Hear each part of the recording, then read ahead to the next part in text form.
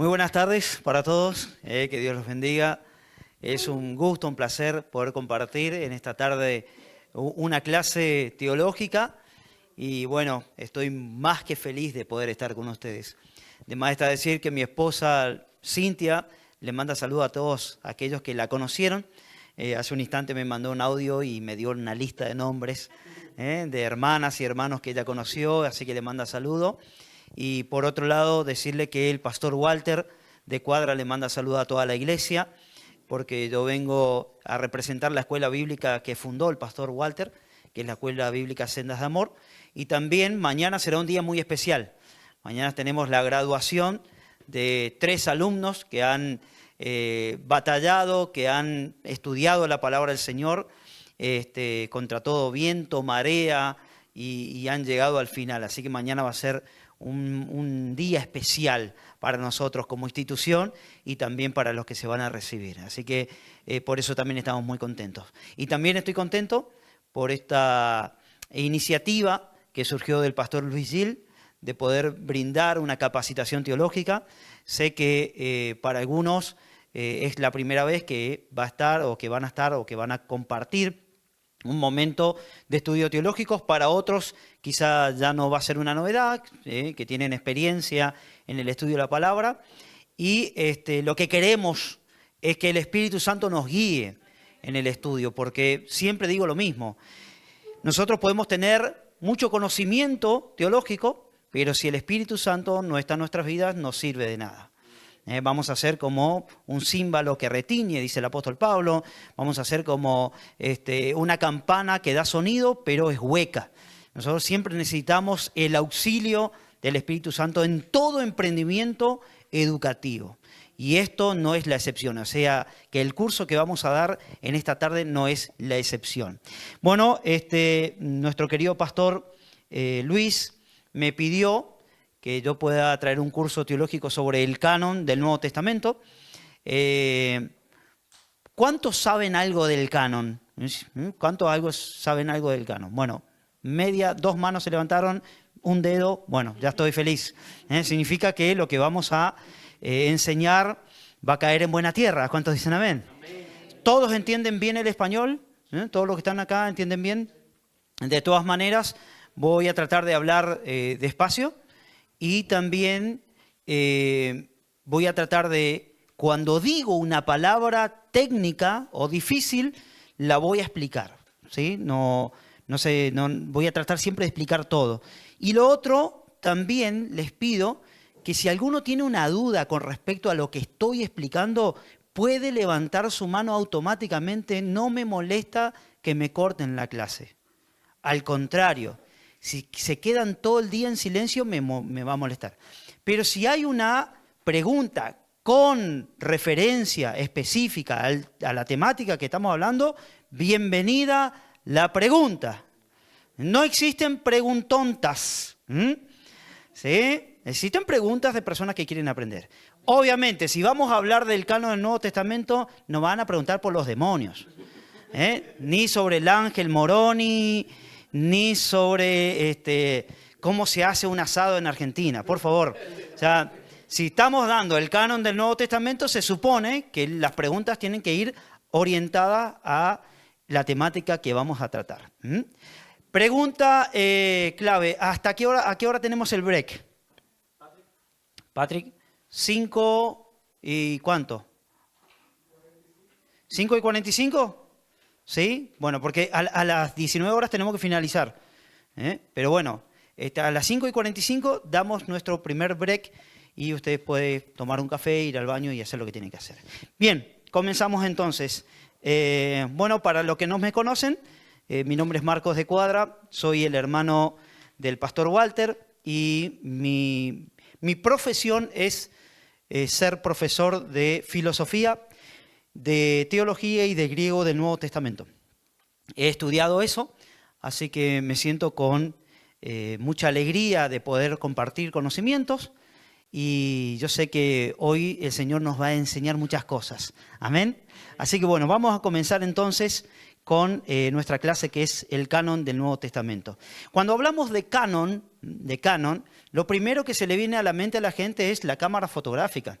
Decimos canon del Nuevo Testamento y alguien está pensando la marca Canon de una máquina fotográfica.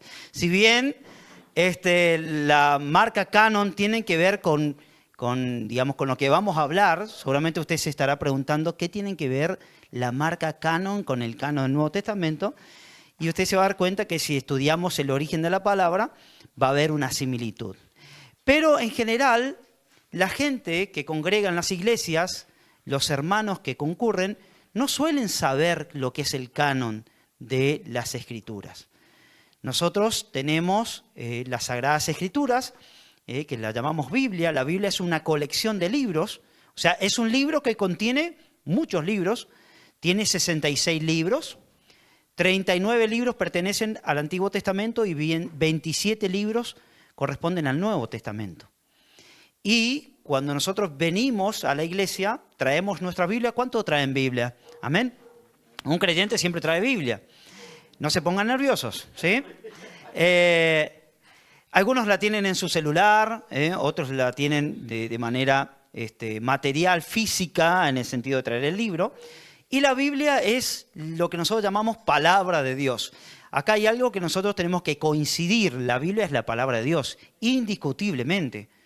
La Biblia es la palabra de Dios. La Biblia es la revelación. Dios se ha revelado a través de la persona de Jesucristo, pero también a través de las Sagradas Escrituras. Estos dos tipos de revelaciones son revelaciones especiales de Dios. ¿Usted sabía eso? Que Dios tiene dos maneras de revelarse. Está la revelación general, que es la revelación que está en la naturaleza. Cuando usted sale un día a apreciar la naturaleza y ve las estrellas, la luna, ve un árbol, ve un ave, uno puede ver la gloria de Dios en la creación. Eso se llama revelación general. Es decir, Dios se manifiesta a través de las cosas creadas. Pablo, en el capítulo primero de Romanos, va explicando que lo que los seres humanos llaman Dios, saben lo que es Dios porque Dios lo reveló en las cosas creadas. O sea, el poder invisible de Dios se hace visible a través de las cosas creadas. Eso es la revelación general, que las personas pueden llegar a tener un conocimiento de que existe un creador a través de las cosas creadas. Pero luego nosotros tenemos la revelación especial. Entonces tenemos por un lado la revelación general, pero luego nosotros tenemos la revelación especial. La revelación especial es la que se da a través de las Sagradas Escrituras y de Jesucristo. Eso es la revelación especial. Es decir, es algo que de alguna manera no es encontrado en la naturaleza, sino que es encontrado en el plano de lo sobrenatural. La revelación general es el plano natural. Ahora, la revelación especial es en el plano sobrenatural. Y ahí, en ese plano sobrenatural, encontramos la revelación plasmada en las Sagradas Escrituras, la Biblia, y la persona de Jesucristo. Jesús y la Biblia comparten la misma naturaleza. O sea, porque la naturaleza de Cristo es humana y divina. ¿Cuántos dicen amén? Esa es la naturaleza de Cristo, es una doble naturaleza. Una naturaleza humana y divina. Y en la Biblia también encontramos la doble naturaleza. ¿Por qué? Porque este libro que nosotros denominamos Biblia tiene una naturaleza humana y esa naturaleza humana tiene que ver con los escritores. Dicen los eruditos que alrededor de 40 escritores hicieron posible la Biblia. O sea, de los 66 libros, aproximadamente 40 escritores redactaron la palabra de Dios a lo largo de 1300 años. Eso es más o menos lo que llevó a escribir la Biblia, entre 1300 a 1500 años. Son años aproximados. Es decir, nosotros no tenemos un año de decir, bueno, la Biblia se escribió en un periodo de 1321 años con 3 meses y 2 días. No, no existe eso. Son aproximaciones, son aproximaciones.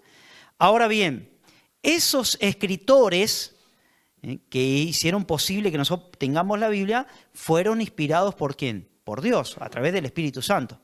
Entonces, esa es la naturaleza sobrenatural de la Biblia. Entonces, tiene dos naturalezas, humana y divina.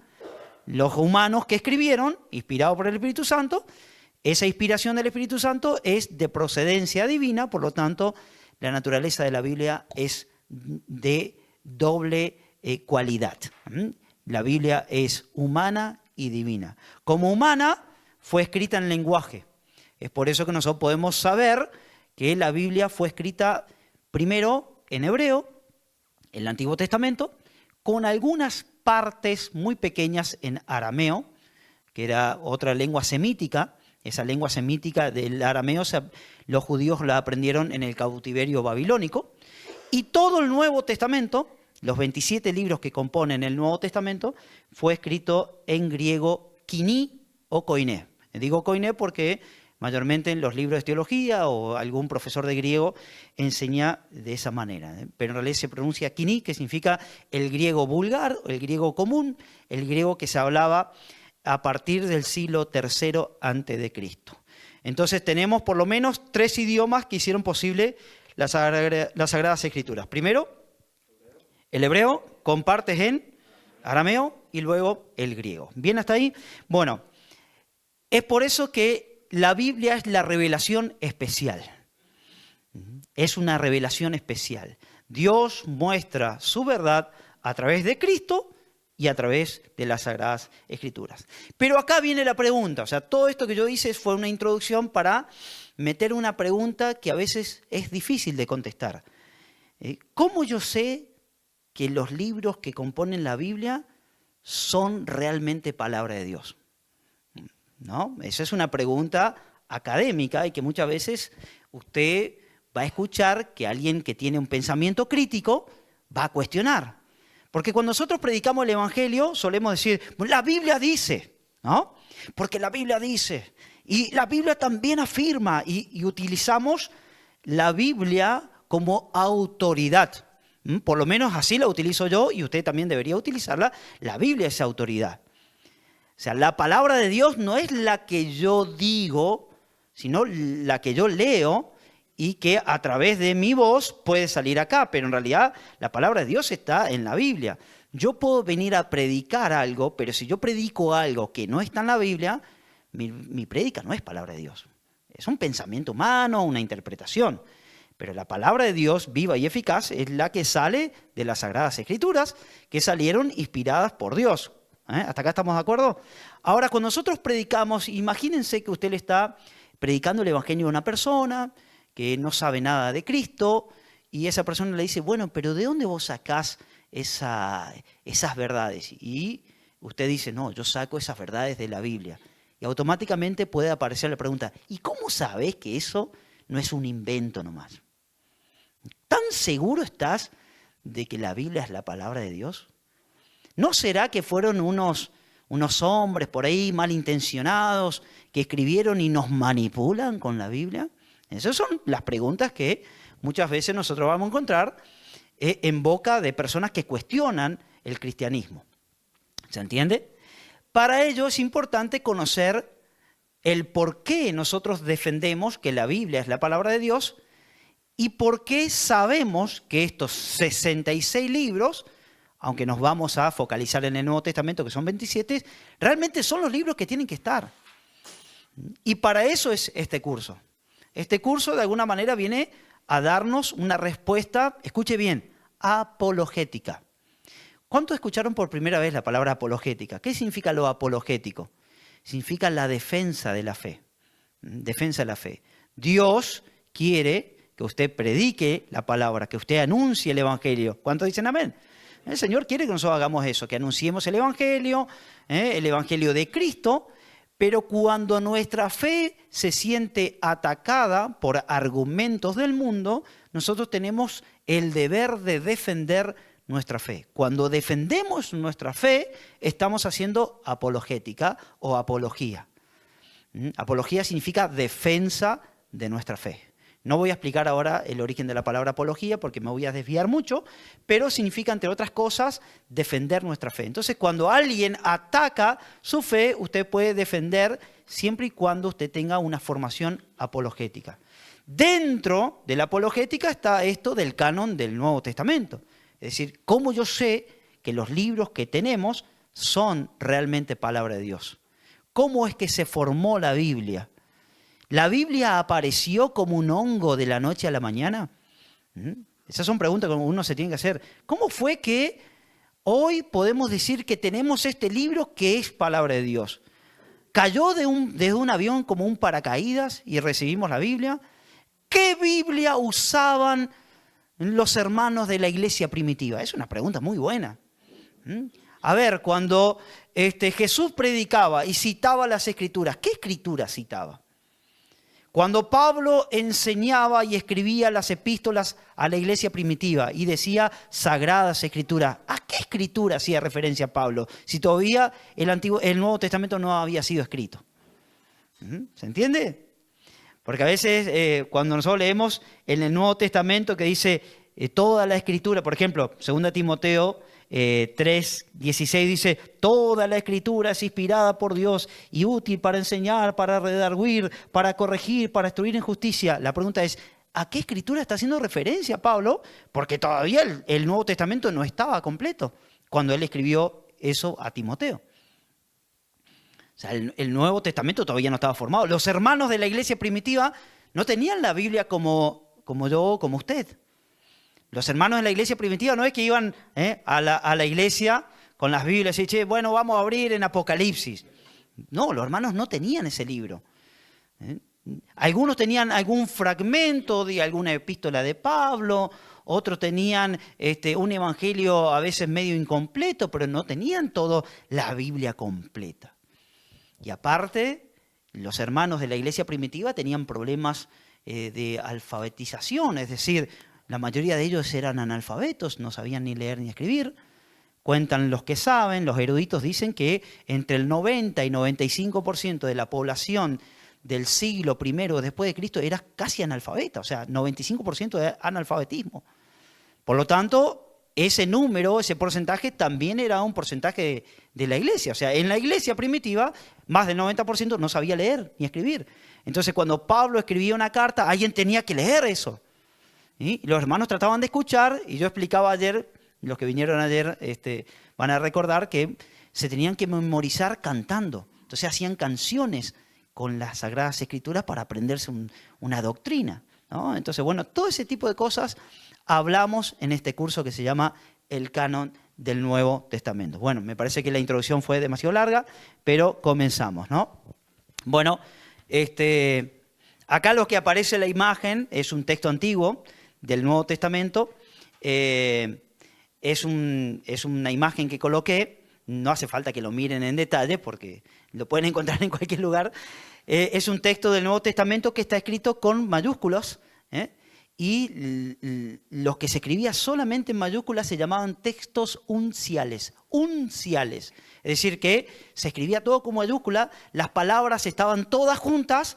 En el antiguo griego se escribía todo junto, o sea, no estaban las palabras separadas. Se escribía todo junto, no existía la coma ni el punto. Entonces, cuando nosotros vemos coma, punto en nuestra Biblia, eso vino después. Los capítulos y los versículos recién aparecieron en el 1200, o sea que tienen 700 años, 800 años, la división de la Biblia en capítulos y versículos. O sea, no era tan fácil en la iglesia primitiva. Abrí el capítulo 7 de Mateo.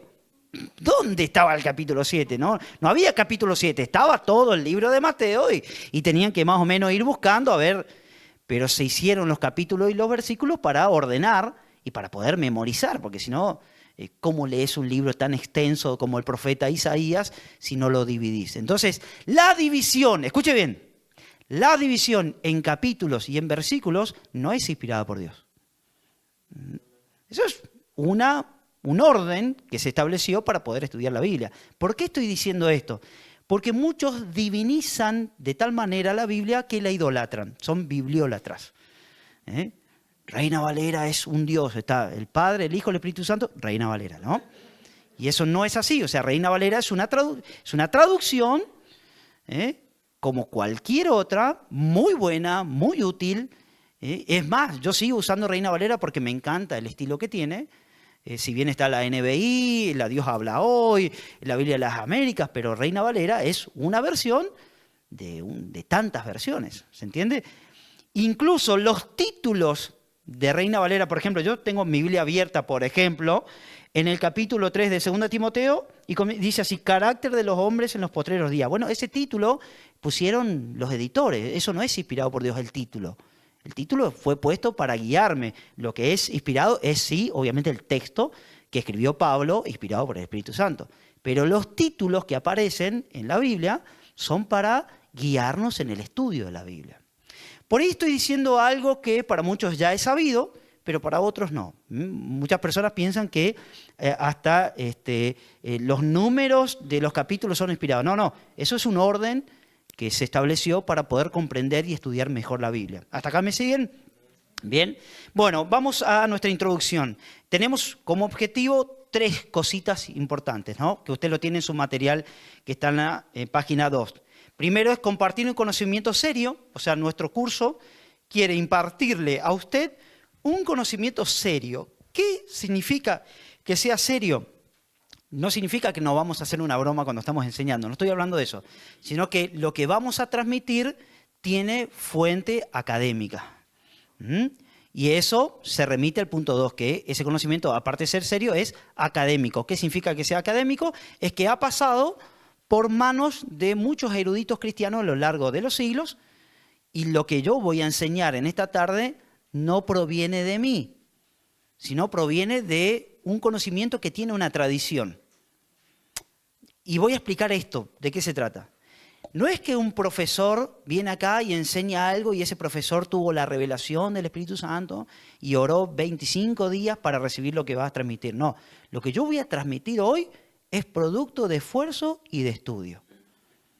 ¿Se entiende?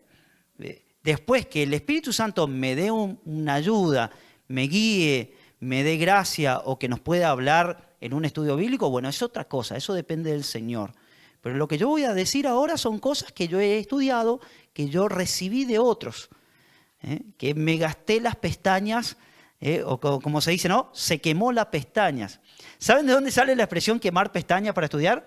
De las velas antiguas, ¿no? Entonces la gente no tenía luz eléctrica, entonces estudiaba a la noche a la luz de la vela y te acercabas mucho a la vela y se te quemaban las pestañas. Bueno, entonces de tanto hay personas en la antigüedad que se quemaban las pestañas literalmente para aprender. Bueno, el pastor Luis Vigil me conoce, Patrick también y algunos hermanos. Jacqueline, ¿cómo estás? Que fui el profesor que a veces yo le decía, lo que yo le estoy enseñando no es algo que me fue revelado, sino es algo que fue a través de esfuerzo, ¿sí? Y después el Espíritu Santo, ¿sabe lo que hace? Nos hace recordar lo que estudiamos. Voy a hacer un pequeño paréntesis acá en la clase. Existe un mito que se ha apoderado de muchas congregaciones, es que el Espíritu Santo puede revelar todas las cosas. Sí, es verdad que Él lo puede hacer. Él puede revelar lo que Él quiere, como quiere, porque Él es Dios, Él hace lo que Él quiere. Pero siempre que Él reveló cosas extraordinarias era porque la persona no podía llegar por sí misma a ese conocimiento. Por ejemplo, yo he conocido personas que no sabían leer ni escribir y han tomado la Biblia, han orado y Dios, el Espíritu Santo, le ha enseñado. De verdad, yo creo en lo sobrenatural, hermanos, ¿sí? No es que yo soy un académico frío, seco, que no cree en el poder del Espíritu. Sí lo creo. Pero Dios hace lo sobrenatural cuando el ser humano no puede hacerlo.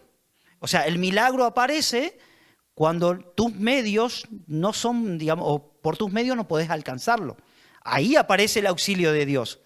Pero el Espíritu Santo no apoya a los vagos. No es que yo vengo a decir, bueno, voy a estudiar el Instituto Bíblico, me siento acá y digo, Espíritu Santo, revélame. Y ya me empieza a revelar. No, no funciona así. ¿Por qué? Porque Dios aborrece al perezoso. La pereza es un pecado. Si usted mira toda la Biblia, usted se va a dar cuenta que Dios siempre llamó a los trabajadores. David no estaba tocando el arpa nomás debajo de un árbol. estaba cuidando las ovejas. Y así usted puede ver cada uno de los grandes héroes de la fe, siempre Dios los llama desde una actividad. Dios no apoya la vagancia, como decimos en Argentina, sino que Dios apoya y Dios da gracia a aquel que se esfuerza. Bueno, lo mismo pasa con el estudio. ¿Usted quiere aprender la palabra? Amén. Bueno, esfuércese. Hay que leerla. Hay que estudiar, hay que invertir. Esto que usted está haciendo se llama inversión. Por ejemplo, si yo quiero transmitir un conocimiento, tuve que haber estudiado la facultad, hacer seminarios, comprar libros, y los libros no son baratos ni nada de eso, hay que invertir. Pero después el Espíritu Santo lo que hace es nos guía y nos hace recordar lo que estudiamos. Entonces, primero vamos con dos cosas. Vamos a compartir un conocimiento serio. Ese conocimiento serio tiene una plataforma académica, nada de lo que yo voy a decir es mío, es algo que lo comparten muchos académicos, y luego va a ser de valor edificante a los miembros de la Iglesia del Señor. O sea, todo lo que vamos a hablar tiene que edificar a la Iglesia. O sea, porque de eso se trata. O sea, el ministerio de un pastor, el ministerio de un maestro es edificar la Iglesia. Usted tiene que salir en esta tarde edificado con algo más.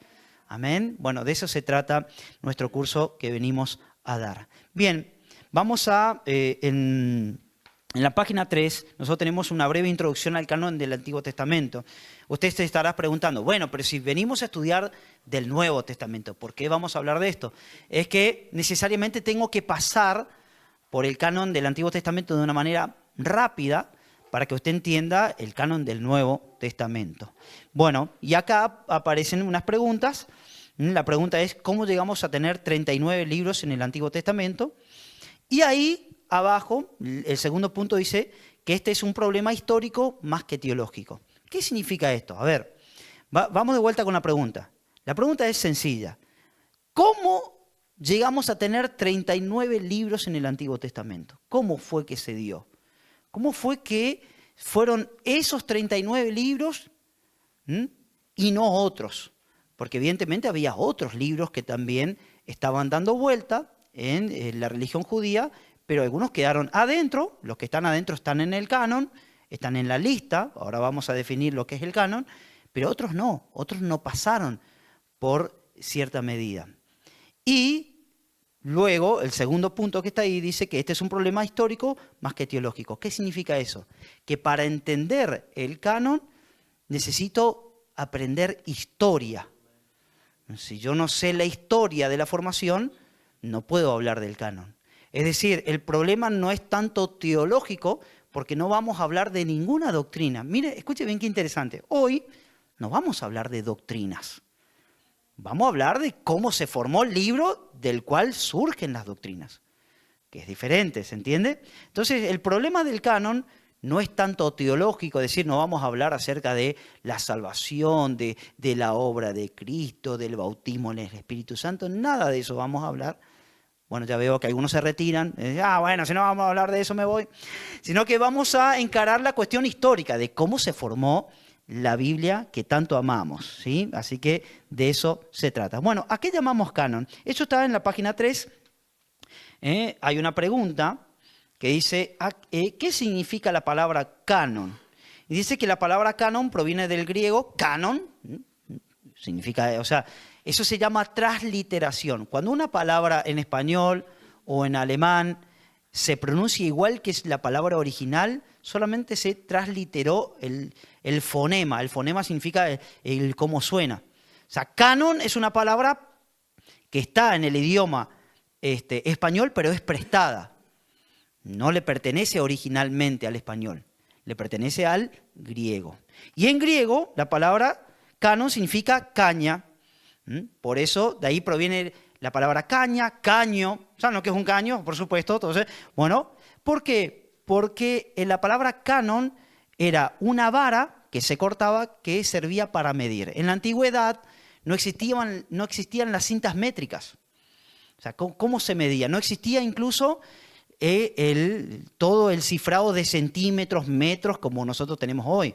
Hoy nosotros tenemos medidas estándares que dicen que algo mide tantos centímetros, Después tenemos los milímetros, etcétera.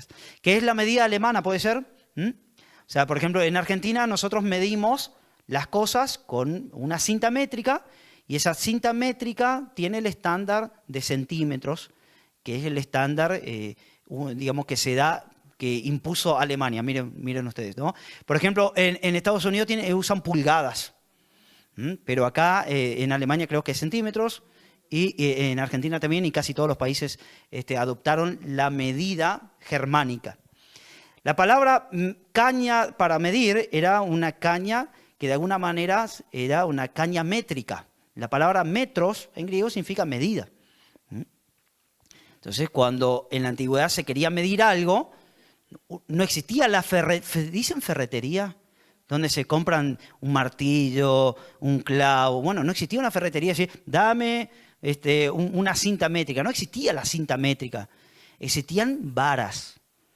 Y es por eso que en la Biblia usted puede ver que existe un sistema de medida. En la Biblia está el palmo, el codo. ¿Se acuerdan de todo ese tipo de medidas? Los pies, estadios. Entonces el palmo era esto, era más o menos alrededor de 15 centímetros más o menos. Después teníamos el codo, que era 45 centímetros. O sea, cada cosa tenía una medida.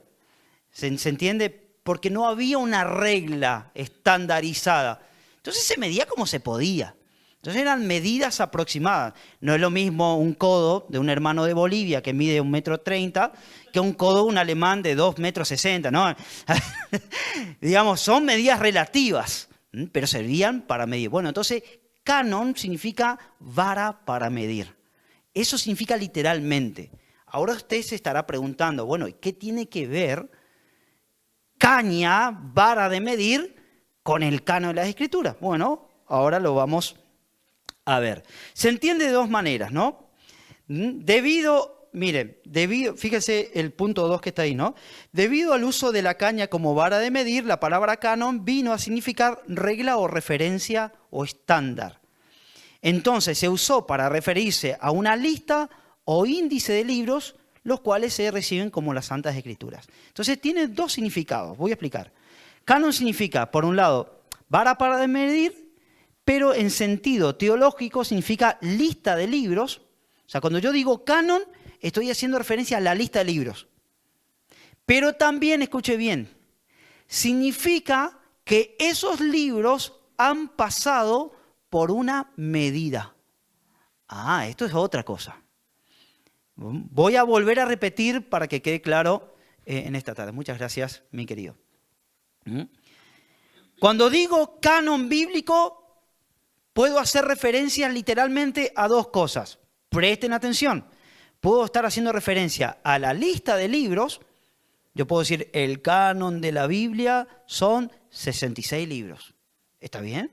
Y puedo agregar 39 en el Antiguo Testamento, 27 en el Nuevo.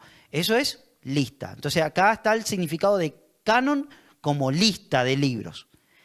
Pero también canon significa que esos 66 libros que comprenden toda la Biblia pasaron por una medida, es decir, fueron evaluados. Esto es lo interesante.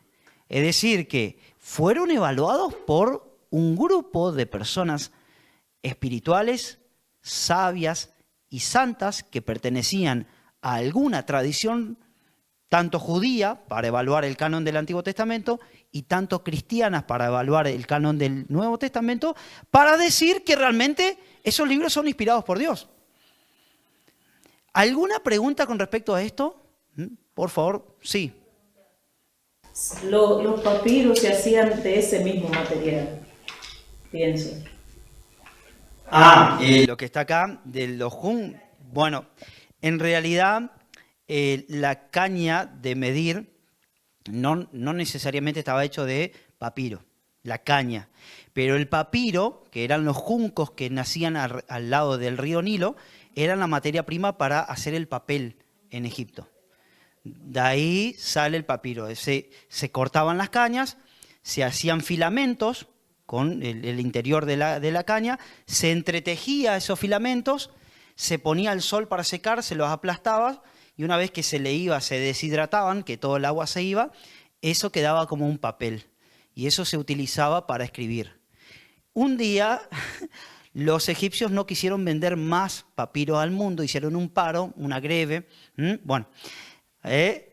paro de papiro, greve de papiro. Y entonces en la ciudad de Pérgamo inventaron el pergamino, que era de cuero. O sea, y el pergamino valía más plata, porque era de cuero y se podía utilizar los dos lados. De estos dos materiales, o mejor dicho, con estos dos materiales, se escribía la Biblia. Si vos querías una Biblia cara, tenías que pagar el pergamino. Pero tenías que tener dinero. Ahora, si querías una edición más barata, digamos más así, corte... No, sí, tapadura, no de cuero, sino tapadura como la mía, así que se está desarmando toda. Bueno, ahí pagabas la de papiro. El papiro era el material más económico que existía. Ahora bien, quiero cerrar la idea. No sé si tiene otra pregunta, hermana. La idea es la siguiente. Cuando hablamos de canon bíblico, hablamos de dos cosas entonces. Primera cosa es la lista de libros.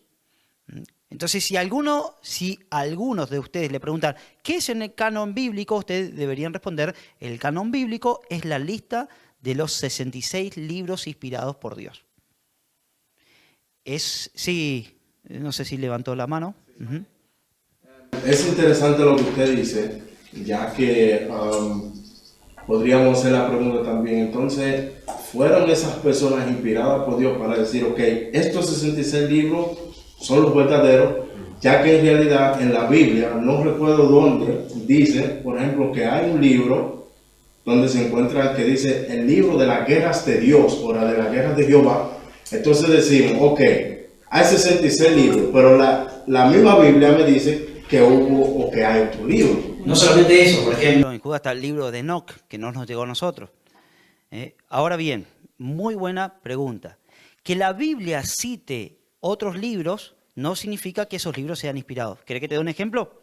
Pablo, en el capítulo 17 de Hechos de los Apóstoles, cita a un filósofo griego, a un poeta griego. Por ejemplo, si yo abro mi Biblia, para darte solamente un ejemplo, ¿no? Hechos de los Apóstoles, capítulo 17, abro acá y voy a ver, ya te digo, el versículo 28. Porque en él vivimos y nos movemos y somos. Como alguno de vuestros propios poetas también ha dicho, o también han dicho, porque linaje suyo somos. Este hombre se llamó Aratus, el que dijo esto. O sea, uno lo puede buscar, lo puede googlear, por ejemplo, y se encuentran los escritos de Aratus. Ahora, la pregunta es, ¿todo lo que escribió ese poeta griego es inspirado por Dios? La respuesta es no. Que Pablo lo haya citado para dar un mensaje, eso es la inspiración. Lo que Pablo escribió, no lo que el poeta griego escribió porque era un pagano. ¿Se entiende? O sea, Pablo está haciendo la cita de un libro que no es inspirado por Dios. Lo mismo sucede con Judas, ¿no? Cita el libro de Enoc, pero ese libro no es inspirado por Dios. Ahora que cite no significa que no haya verdad en otros libros. Solamente que Dios decidió que lo cite el autor para dar luz a alguna temática, dar luz a algo. Entonces, solamente son inspirados por Dios los libros que están en la Biblia. Los otros libros, escuchen bien, los otros libros, ¿tienen verdad? Claro que tienen, hay un montón de libros que tienen verdad, también pueden tener mentira, pero no tienen o no son catalogados como libros sagrados inspirados por el Espíritu Santo. Entonces, muy buena acotación de nuestros hermanos. Que la Biblia cite otros libros no significa que esos libros que citó eran inspirados o tengan el mismo valor que los libros que están hoy reconocidos como palabra de Dios. Y otra cosa que quiero agregar, ¿cómo se llama nuestro hermano? Smiley, ¿así es? Smiley. Bueno, hermano Smiley. Osvaldo, Smiley. Pero bueno, me gusta Smiley. Bien. Él hizo una pregunta también muy interesante. Esos que decidieron que los libros que tenemos son libros de Dios, ¿también fueron inspirados por el Espíritu Santo? Él hizo esa pregunta y esa pregunta es buena. Esa pregunta es buena. Y tengo que contestarte que sí. Que esas personas que tuvieron que tomar la decisión de que estos libros son inspirados por Dios, también tuvieron que ser, de alguna manera, guiados por el Espíritu Santo para evaluar las Escrituras. Claro, eran sabios, pero más allá de sabios, tenían que ser guiados, y acá viene, por la providencia divina, porque ahora lo que ellos iban a determinar no era poca cosa. Y después ahora vamos a ver dónde se determinó, en qué concilio se determinaron los libros, porque si no, parece que la historia queda incompleta, ¿no? Bueno, pero claro, eso se llama providencia divina. Es decir, que esta gente se juntaron en concilios, que ahora los vamos a nombrar, vamos a poner la fecha para que usted después siga investigando, donde se determinó que son estos libros y no otros. ¿Se entiende? Y ahí vemos la providencia. Pero voy a agregar algo más que no preguntó Osvaldo, pero que seguramente está dando vuelta en su cabeza, que es lo siguiente.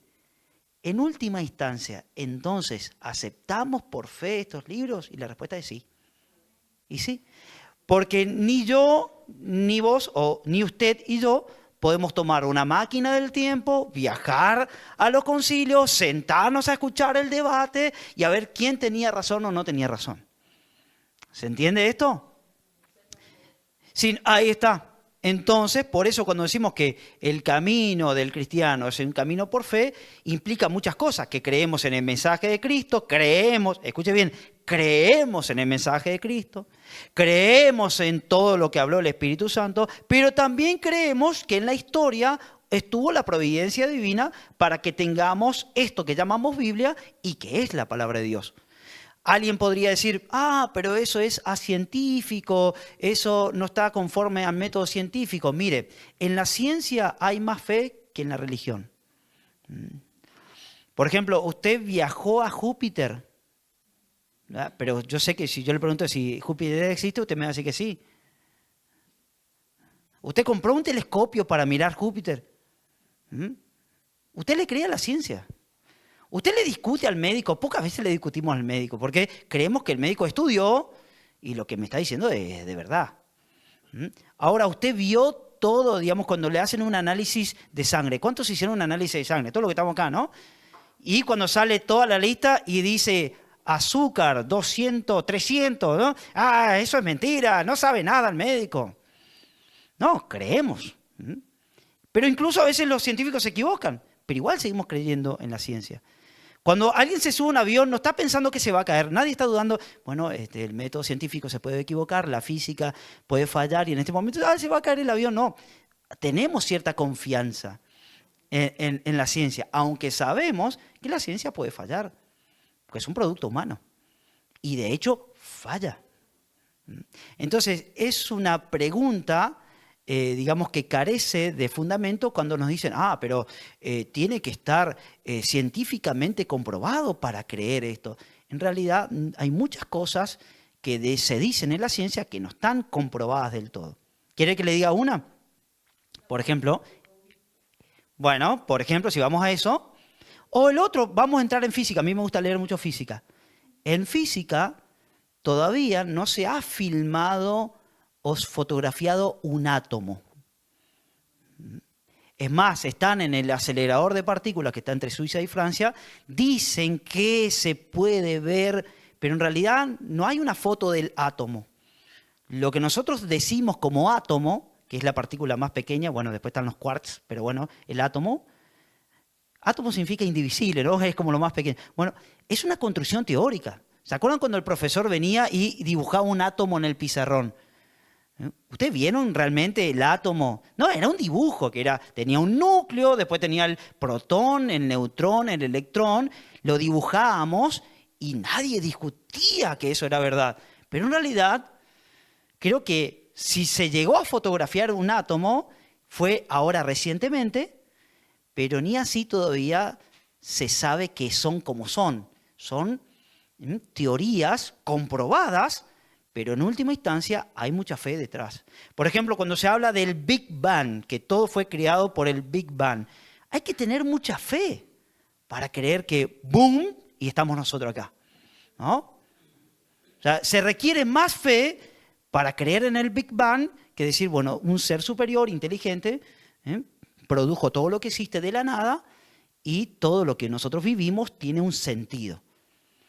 Bueno, eso es más creíble que boom y miles de millones de años estamos nosotros acá.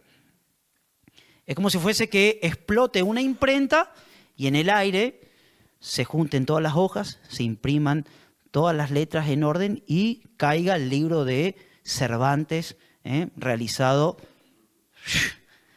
¿Se entiende el ejemplo de lo que estoy diciendo? Entonces, cuando alguien diga o les diga, pero ustedes creen por fe en el canon, diga sí, como usted cree por fe. Bueno, iba a decir algo feo, ¿no? Pero que su esposa le es fiel, por ejemplo, ¿no? Pero bueno, eso es otra cosa. Porque tenemos fe. Porque tenemos fe. Y no es malo tener fe. Porque esto se hace real y la Biblia se hace real cuando la vivo. Cuando empiezo a leer que los discípulos o los apóstoles oraban por los enfermos y los enfermos y yo oro y se sanan. Y cuando leo que ellos echaban fuera demonios y oro y alguien queda libre en el nombre de Jesús.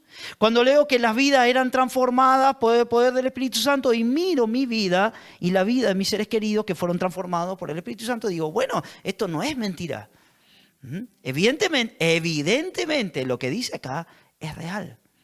¿Se entiende? Bueno, gloria a Dios. Yo ya me empiezo a copar, decimos copar, es que me empiezo a entusiasmar y no paramos más.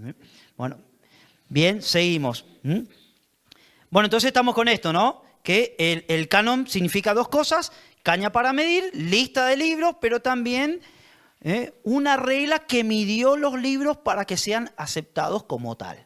Eso también es canon, tanto del canon bíblico como tal. Vamos a hablar entonces del canon del Nuevo Testamento. Vamos a hablar un poco del canon del Nuevo Testamento. Dice que el Nuevo Testamento, escuchen esto que interesante, el Nuevo Testamento, o sea, usted va a abrir su Biblia en la parte del Nuevo Testamento, que son 27 libros, no provee ninguna lista de sus propios componentes. Es decir, usted no va a leer en ninguna parte del Nuevo Testamento que diga, estos son los libros que componen la palabra de Dios del Nuevo Testamento. Mateo, Marcos, no, eso no está.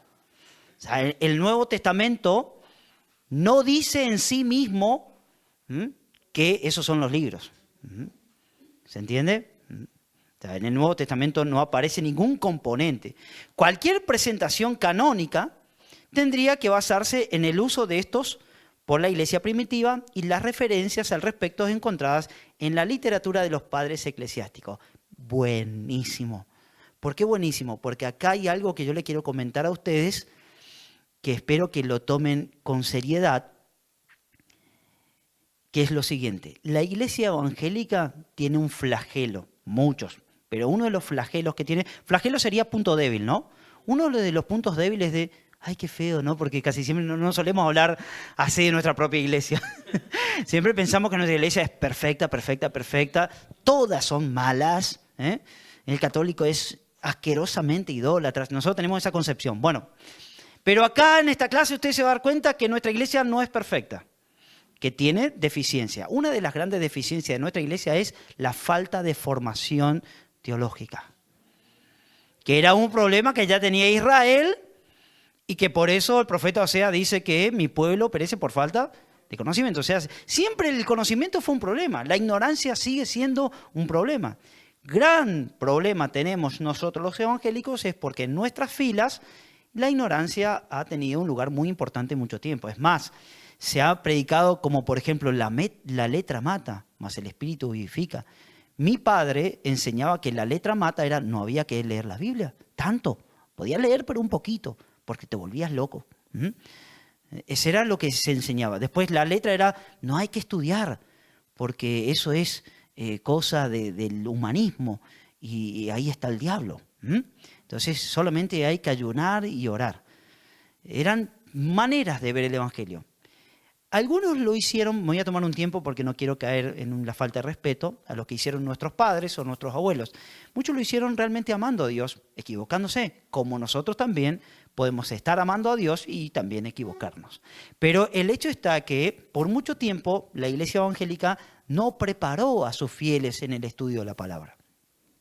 Y no solamente eso, quizás estudiaban muchísimo la palabra, porque muchos lo hicieron, pero no estudiaron después el desarrollo teológico hasta los días de hoy. La iglesia evangélica más o menos piensa esto. Está la Biblia, muere el último apóstol que es Juan, no pasa nada, 2000 años, recién en el siglo XX aparecen los pentecostales, racataca. Aleluya. O sea, 2000 años de historia, nada, no pasó nada. Con suerte, por ahí algún evangélico dice, bueno, Martín Lutero, 1517, pero de 1517 hasta el 100 que muere Juan, no pasó nada, ¿eh? O sea, para un evangélico promedio, no tiene idea lo que pasó. No tiene idea cómo llegó la Biblia a su mano. O sea, le regalaron una Biblia o por la gracia de Dios, compra una Biblia, pero no tiene idea cómo llegó.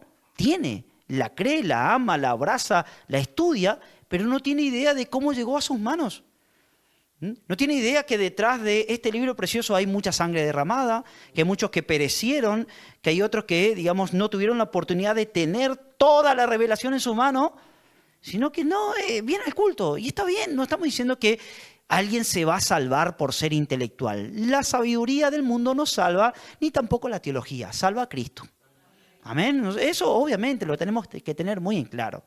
Yo no quiero que ninguno de ustedes salga acá diciendo, ay, nos enseñó algo súper raro, que tenemos que estudiar todas las teorías para ser salvos. No, para ser salvo el Señor hizo lo que tenía que hacer en la cruz del Calvario, usted lo acepta por fe, amén. Y realmente vamos a estar un día en la presencia del Señor por la obra de Cristo, no por saber teología.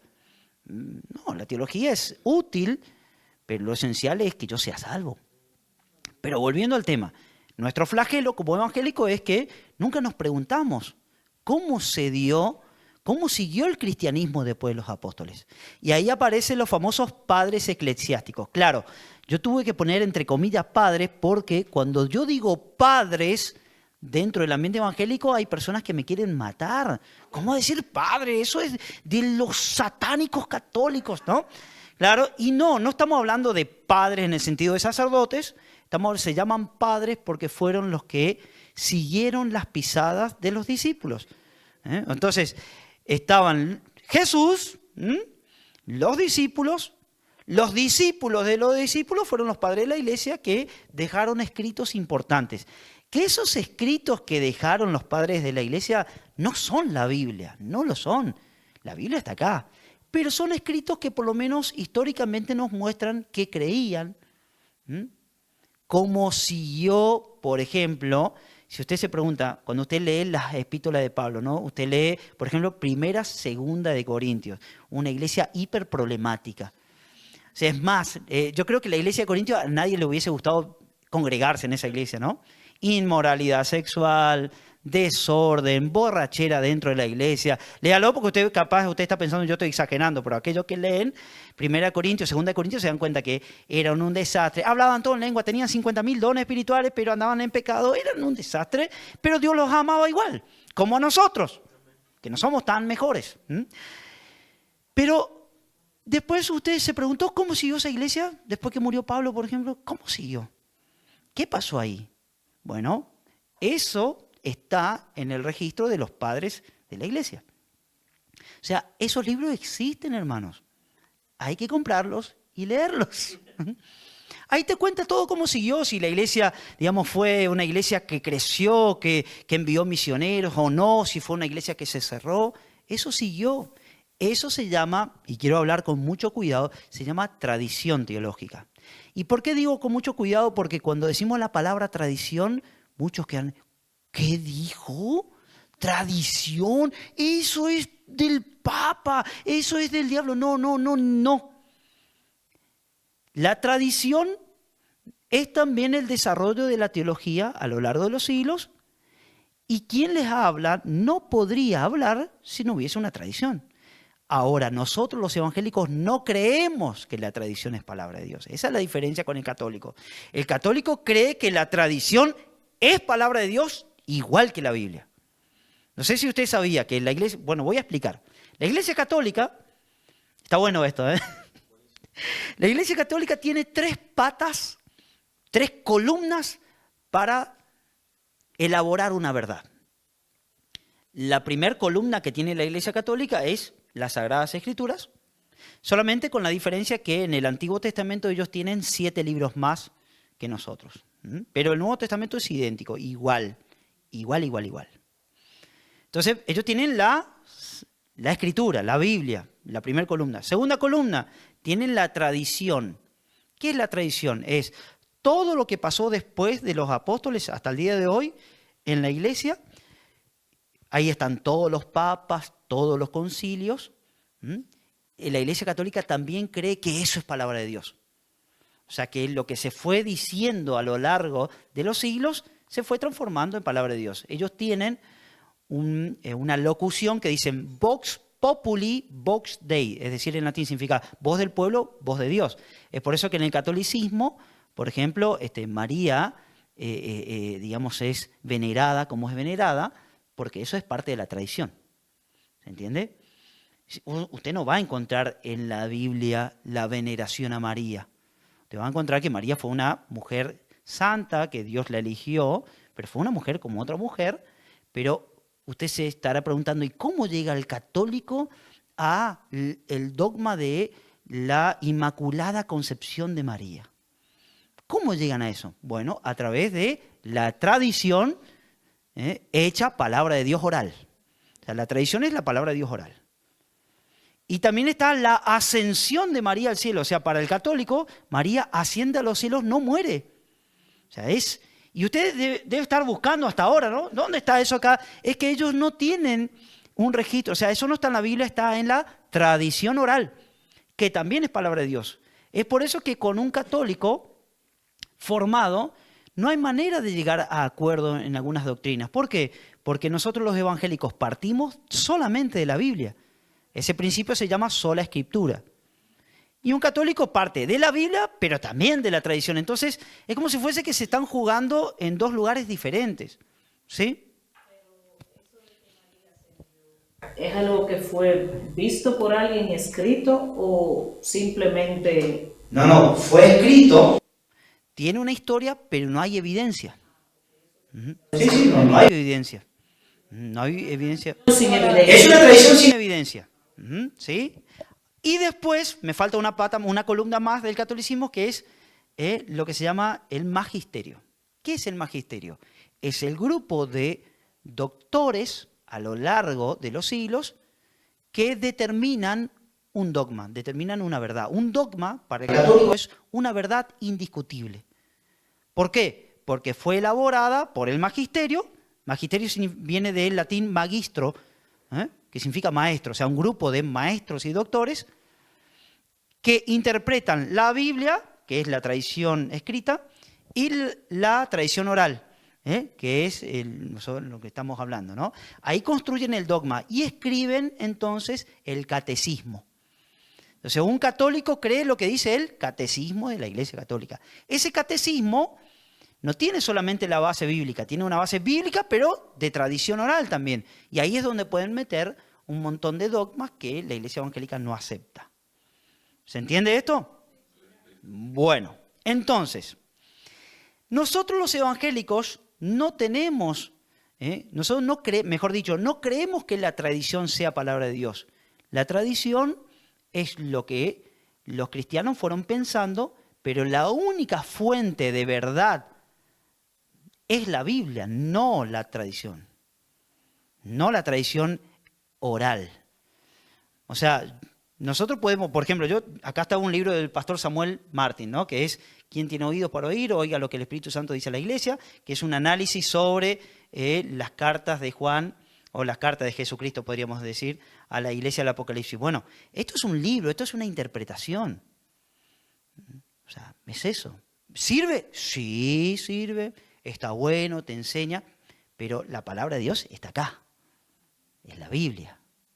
¿Se entiende? la diferencia? Bueno, ¿todo esto para qué? Para decirles que nosotros, los evangélicos, tenemos una carencia. ¿Cuál es la carencia? No conocemos las raíces de lo que creemos. Sí, conocemos muy bien la Biblia, pero a veces no sabemos cómo se fue o cómo fue evolucionando ciertas doctrinas. Por ejemplo, todos los que estamos acá, ¿creemos en la Santísima Trinidad? ¿Sí o no? Bueno, le voy a decir algo. En el siglo I, muchos hermanos no sabían qué era la Trinidad. O sea, recién aparece fuertemente en el siglo II, se va desarrollando y recién con Agustín en el 400 no sé cuánto, aparece con fuerza la doctrina de la Trinidad. O sea que hay cristianos que murieron sin saber definir la Trinidad. ¿Y ahora se fueron al infierno por eso? No, porque no pasa por saber un conjunto de dogmas de memoria, sino pasa porque Cristo me lavó, me compró. Amén. Ahora, eso no significa que me voy a quedar ignorante, porque ahora usted sabe que tiene que estudiar. Por eso, el que enseña va a tener mayor condenación. Para mí es un trabajo ingrato. Ya veo que se levanta y se van, ¿no? Pero bueno, ¿por qué? Porque el que enseña está muy consciente de lo que está haciendo. O sea, porque una cosa es la condena de aquel ignorante. Bueno, tendrá su condena, pero el que sabe es doblemente, triplemente condenado, porque encima está enseñando. Señor, ¿por qué me diste este ministerio? Hubiese quedado así nomás, padre. Bueno, sí. Yo tengo una pregunta con respecto a lo de la tradición oral, lo Sí. que usted está diciendo. Dice, en realidad, el Génesis, ¿quién lo escribió? ¿Lo escribió Moisés o lo escribieron después? Porque creo que escuché como que Esdras, no sé si fue que escribió el Génesis. Entonces, ¿cómo? Es mi pregunta, no es que la sé, ¿no? Sí. Pero como ya usted tiene el conocimiento, ¿cómo entonces, si fue Esdras que escribió, de dónde sacó la información si no estaba nada escrito? Me supongo que ahí había información oral. Bien, muy buena pregunta. Te voy a responder y espero que mi respuesta te pueda servir. Está bueno eso, ¿viste? Tranquilo. Vamos con la respuesta. Mira, hay por lo menos dos puntos de vista con respecto al origen del Pentateuco. O sea, Génesis es parte del Pentateuco, son los primeros 5 libros de la Biblia. Si nosotros abrimos nuestra Biblia, dice Génesis, primer libro de Moisés. Creo que en alemán dice directamente primer libro de Moisés, ¿no? Bueno, la primera tradición teológica nos dice que fue Moisés el que escribió. Resulta interesante que cuando Deuteronomio está terminando, muere Moisés. Entonces alguien podría preguntar, ¿Moisés escribió su propia muerte?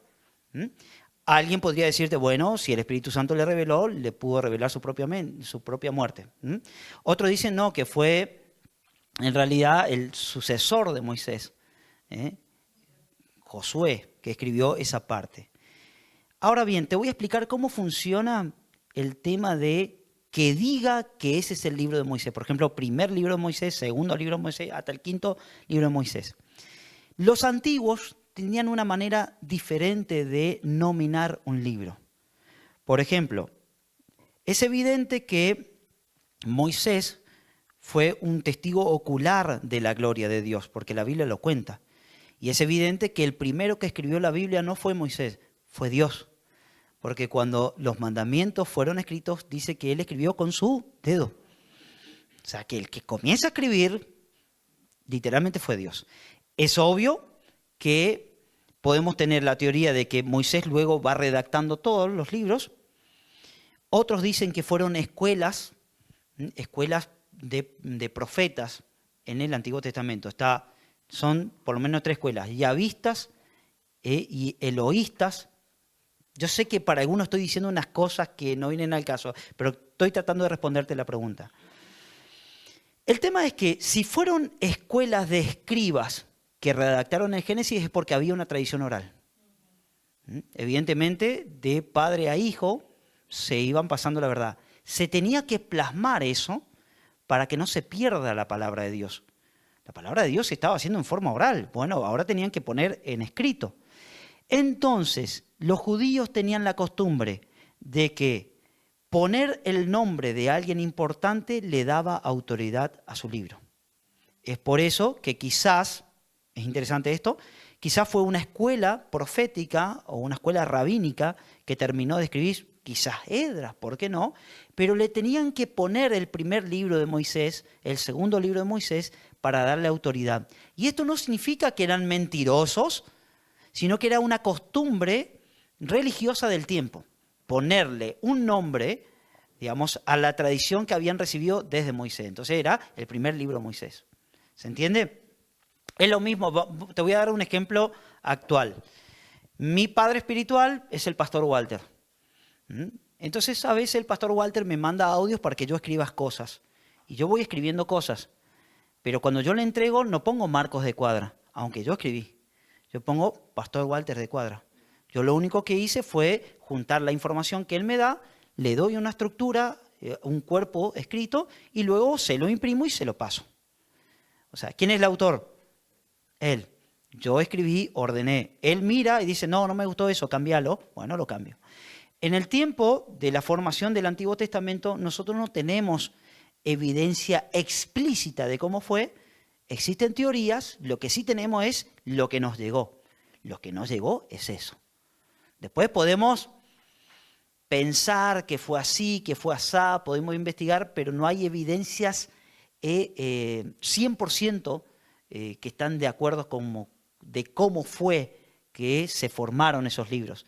Pero sí podemos entender cuando empezamos a leer, por ejemplo, el Génesis 1 tiene un relato de la creación y el Génesis 2 es otro relato. Sí.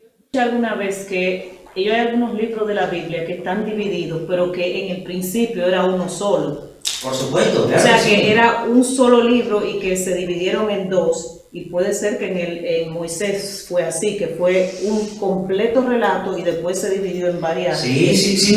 Existen muchas teorías. Ahora, la pregunta, para cerrar con esto ahora, ¿qué cambia que haya sido de una manera o de otra si lo que tengo es lo que Dios quiso que tenga? ¿No? Entonces, ¿podemos jugar a pensar cómo habrá sido? ¿Podemos leer? Sí, podemos leer, podemos tener investigación, pero en última instancia es lo que tenemos. Lo que tenemos es esto. Bueno, que ahora que tenemos esto, lo tomamos como palabra de Dios y ahí edifica la iglesia, edifica tu vida, mi vida, tu vida, y así en adelante. Ahora, está precioso lo que usted pregunta, hermano, porque de alguna manera está mostrando que a usted le interesa y segundo, que no es tan fácil entender de cómo se formó la Biblia. ¿Sí? Me parece que eso es lo lindo de lo que queda hoy. Decir, no era tan sencillo había sido que me llegó la Biblia así como está. Evidentemente la Biblia tiene una historia. El canon que estamos estudiando, este estudio bíblico, es relatar de alguna manera, de forma simple, la historia de cómo se formó la Biblia. En este caso el Nuevo Testamento. ¿Sí?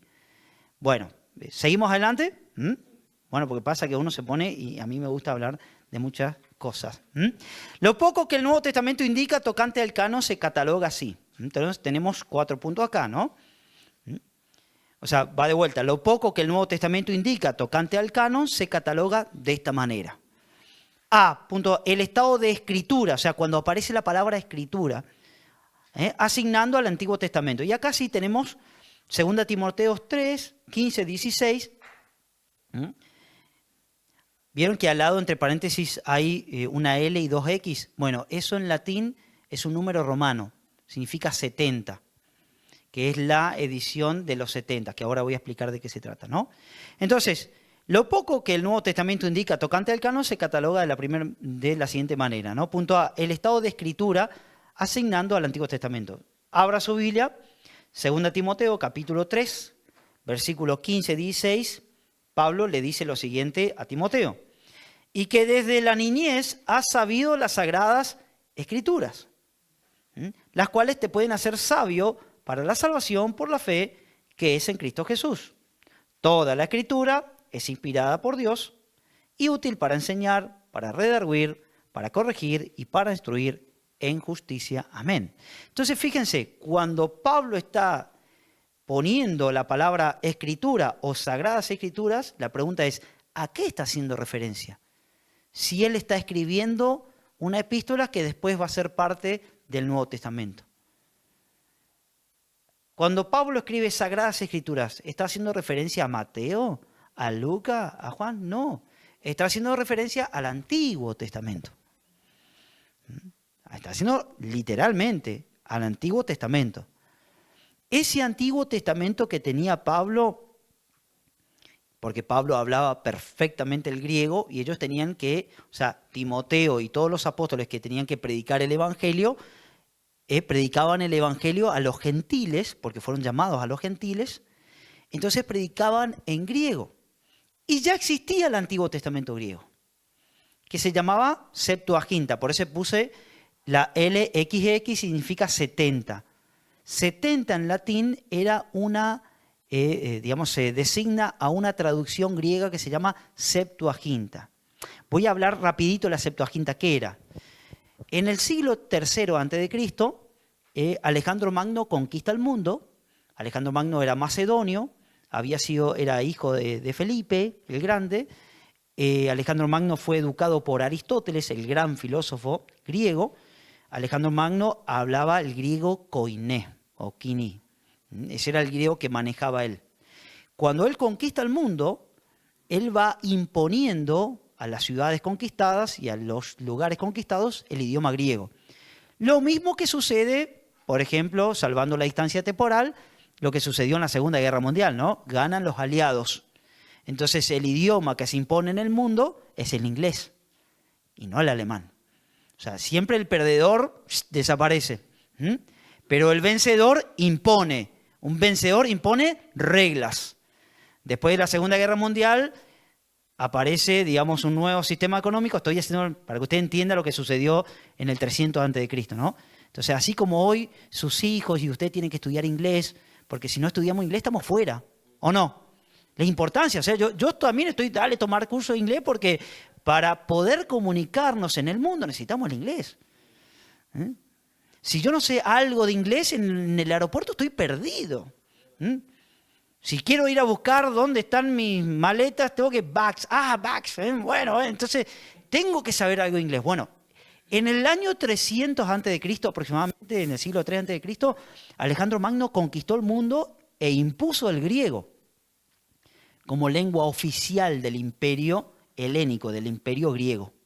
¿Qué pasa? Cuando los romanos toman el control del mundo antiguo, ya estaba conquistado por los griegos. Entonces los romanos no cambiaron el idioma. Ellos no impusieron el latín. Se dieron cuenta que tenían que manejar el griego. Es por eso que en el tiempo de Cristo, la gente en la calle hablaba, o sea, en Jerusalén se hablaba arameo en la calle, dentro de la sinagoga se hablaba el hebreo, pero también en el comercio, en el mercado, se hablaba griego. Es por eso que encontramos que incluso Jesús un día se junta a hablar con los griegos que lo llamaban. Y todas las epístolas de Pablo, dirigidas a las iglesias, no de Jerusalén, sino las iglesias gentiles, eran en griego. Y todo el Nuevo Testamento se escribe en griego por eso. O sea que si el Nuevo Testamento se hubiese escrito hoy, se iba a escribir ¿en qué? En inglés. ¿Se entiende? Es para que usted entienda por qué fue escrito en griego.